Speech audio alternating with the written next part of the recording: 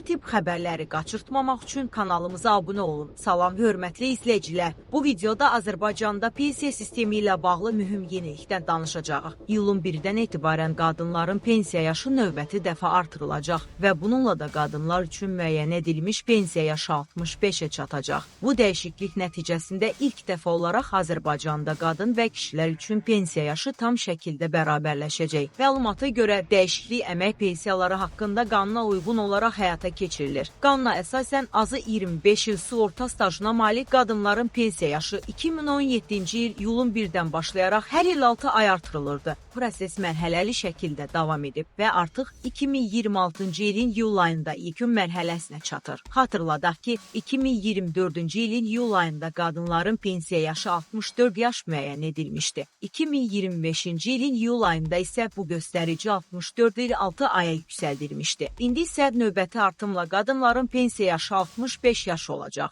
Kişilər üçün pensiya yaşı isə əvvəlki qaydada 65 yaş olaraq qalır. Beləliklə, uzun illər davam edən mərhələli keçid prosesi tamamlanır və qadınlarla kişilər üçün pensiya yaşı eyni səviyyəyə çatdırılır. Pensiya yaşının artırılması mövzusu son illər ərzində cəmiyyətdə geniş müzakirələrə səbəb olub. Bəzi vətəndaşlar hesab edir ki, pensiya yaşının yüksəldilməsi insanların pensiyaya çıxmasını gecikdirir. Digər tərəfdən isə bu qərarın dövlətin sosial və iqtisadi siyasətinin tərkib hissəsi olduğu bildirilir. Mövzu ilə bağlı diqqət çəkən əsas məqamlardan biri orta ömür uzunluğu ilə pensiya yaşı arasındakı fərqdir. Rəsmi statistik göstəricilərə əsasən Azərbaycanda qadınların orta ömür uzunluğu 78,4 il təşkil edir. Bu isə o deməkdir ki, qadınlar orta hesabla təxminən 13-6 il pensiya almaq imkanına malik olurlar. Bəzi ekspertlər bildirirlər ki, pensiya siyasəti hazırlanarkən yalnız büdcə və maliyyə imkanları deyil, həm də insanların həyat müddəti, sosial rifahı və əmək bazarındakı vəziyyət nəzərə alınmalıdır. Onların fikrincə orta ömür uzunluğu ilə pensiya yaşı arasındakı fərq də vacib göstəricilərdən biridir.